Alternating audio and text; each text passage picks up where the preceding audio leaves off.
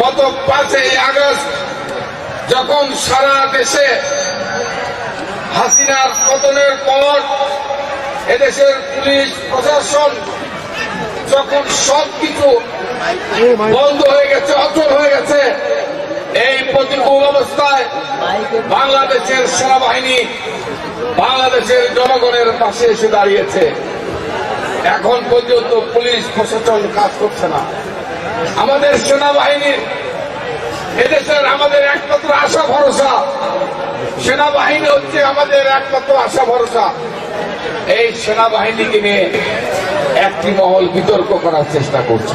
এই সেনাবাহিনী আজকে যেখানে ক্রাইম, যেখানে অপরাধ, যেখানে অন্যায়, যেখানে অবিচার, জমি দখল, ভূমি দখল, চাঁদাবাজি, মাস্তানি, গুন্ডামো, এই সেনাবাহিনী সেখানে গিয়ে উপস্থিত হচ্ছে, বাংলাদেশের অসহায় মানুষের পাশে গিয়ে দাঁড়াচ্ছে।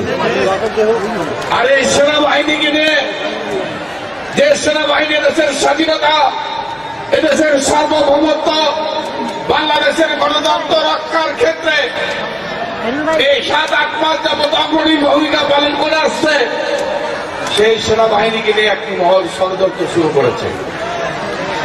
আবার নতুন করে 111 যেভাবে এসে এদেশের সেনাবাহিনীকে বিতর্কিত করেছিল, এই সেনাবাহিনীকে নিয়ে 111 মতো আর একটা ষড়যন্ত্র শুরু হয়েছে। বাংলাদেশের জনগণ এই ষড়যন্ত্রকে রুখে দেবে। বাংলাদেশের জনগণ কোন ষড়যন্ত্রকে এদেশের মাটিতে টিকতে দেবে না। কারণ আমরা বিশ্বাস করি বাংলাদেশের রাজনীতিতে সবচেয়ে বেশি ক্ষতিগ্রস্ত হয়েছে